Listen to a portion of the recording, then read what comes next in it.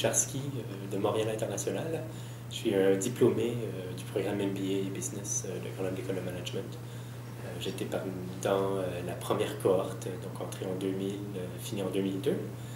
Je suis originaire de Montréal, mais j'ai passé 8 ans en France. Donc une partie de vie professionnelle, les études et à nouveau la vie professionnelle. Rapidement, en fait, j'ai passé un peu de temps en tant qu'informaticien. J'ai fait le MBA en pensant faire le saut plus vers l'analyse fonctionnelle, conseil technologique et autres. Et puis, finalement, j'ai été piqué un peu par la vague Internet, par la vague web. J'ai géré les sites web de l'école pendant un bout de temps. Et puis, quand je suis revenu à Montréal, donc en 2006, je me cherchais un peu, je me cherchais une nouvelle vocation, un nouveau boulot.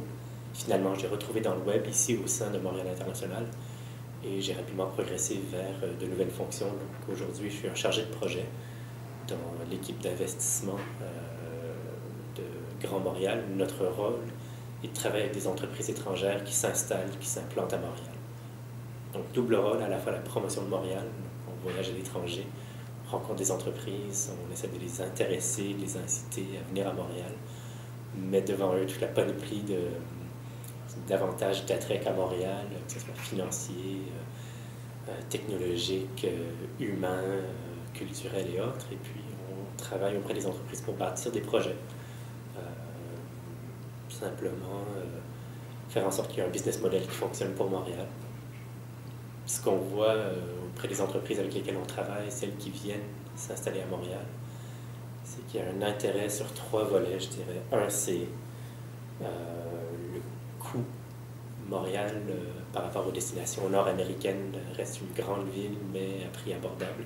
Ça n'a rien à voir avec un New York ou un San Francisco en termes des prix de loyer, de la main-d'œuvre et autres.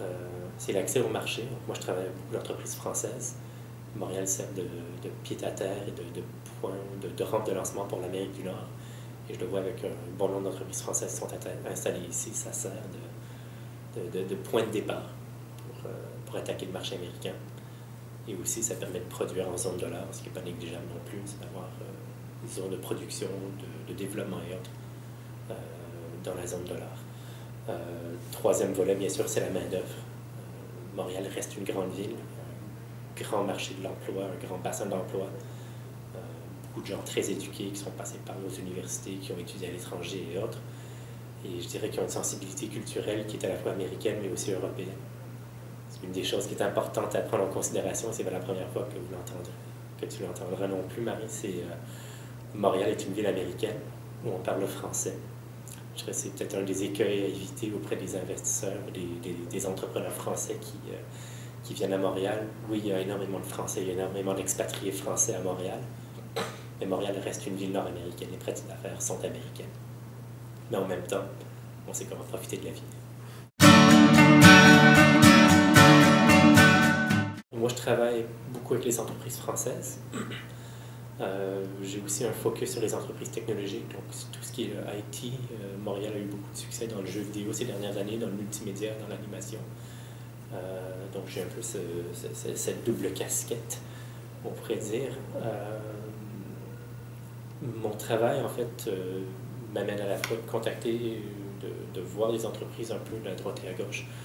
Donc, une multitude de projets différents, technologiques, industriels, agroalimentaires, vraiment de tout. Et puis Montréal est une ville d'accueil pour tous ces types de projets. Je travaille bien sûr avec différents partenaires, que ce soit locaux ou internationaux, les différentes CCI en France, au Canada, les agences gouvernementales ici et en France. En fait, tout organisme qui transige avec l'étranger, donc que ce soit la France qui identifie des entreprises intéressées à un développement international. Je pense que d'un côté, la délocalisation des entreprises est vue de manière un peu péjorative, mais nous, de la manière qu'on travaille, c'est qu'on voit surtout un développement international comme quelque chose de positif. Ça permet à une entreprise de grandir, de développer ses marchés davantage au-delà de son pays d'origine. On n'est pas là pour fermer les usines dans un pays et les transférer ailleurs. Nous, notre rôle, ce qu'on souhaite, c'est de développer davantage dans les deux endroits. Donc, on fait beaucoup appel aux différents partenaires. Les gens Les gens en France, les gens à Montréal, il y a une grande communauté d'affaires qui sont là pour soutenir les entreprises. Et nous, deuxième volet, donc une fois qu'on identifie les entreprises, qu'on les amène à Montréal, le deuxième volet, c'est toute la logistique. Donc c'est l'aide à identifier et maximiser des aides gouvernementales. Québec, le Canada sont généreux en termes d'incitatifs et d'aide aux entreprises. Nous, on aide à comprendre ce qu'il existe comme programme d'aide, à bâtir un business case, promouvoir, à pitcher le projet auprès des instances gouvernementales et on espère obtenir et maximiser des aides. Un volet. Deuxième volet, c'est toute la logistique. Donc, une entreprise qui s'installe dans une nouvelle ville, dans un nouveau pays, n'a pas les contacts qu'il lui faut pour s'implanter. On n'est pas une agence de biz-dev, on est une agence d'implantation d'entreprise. Donc, on a les entreprises à tisser des liens avec les avocats, les fiscalistes, les comptables, agents immobiliers. On fait toutes les ressources qu'une entreprise a besoin pour démarrer une activité. Donc, ça vous permet de vous concentrer sur votre business. Nous, on vous aide à vous occuper de tout le reste. Très bonne question. C'est gratuit. Montréal International est un organisme à but non lucratif. Traduction pour les Français, c'est une association, l'équivalent d'une association loi 1901. On est financé par 3 paliers gouvernementaux, le fédéral, le provincial et le municipal, qui voient en nous, dans notre mission, quelque chose qui bénéficie de l'économie régionale, provinciale et canadienne. Donc, nos fonds d'opération viennent de ça. Du coup, les entreprises ne payent pas pour nos services.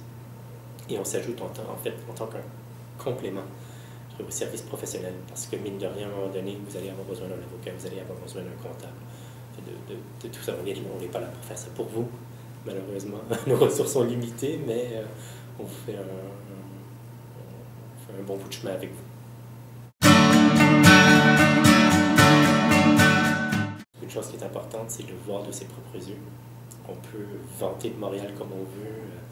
On a des belles brochures, on a un beau site web qui promouvoit Montréal, des superbes vidéos, des belles images, mais il faut venir sur le terrain. Je veux dire, la réalité, je suis avec un client cette semaine qui a été un peu stupéfait des moins 20 qu'on a eu cette semaine. Donc c'est quelque chose à prendre en considération. C'est pas tout le monde qui voit ça d'un bon oeil de sortir dehors et de faire des affaires quand il fait moins 20 dehors, mais nous on vit avec. Et la vie continue. Donc l'importance surtout c'est d'étudier, de voir vraiment est-ce qu'il y a un intérêt, de comparer. Montréal c'est très bien, mais je vais toujours promouvoir et pousser Montréal, mais il y a d'autres villes qui parfois, c'est jamais, pourraient répondre aux besoins d'une entreprise particulière. Je pense qu'il faut quand même regarder autour de soi, de voir non seulement ce qui se passe à Montréal, mais ce qui se passe ailleurs, à Toronto, aux États-Unis, à Boston, New York, San Francisco, et d'innombrables autres villes, mais je suis un peu biaisé, je suis Montréalais d'origine, mon job est de promouvoir Montréal. Il y a beaucoup de gens qui reviennent à Montréal finalement. Donc, comme on dit en bon québécois, faites votre magasinage, faites votre shopping, et puis après ça, on fait le reste pour que le projet fonctionne à Montréal.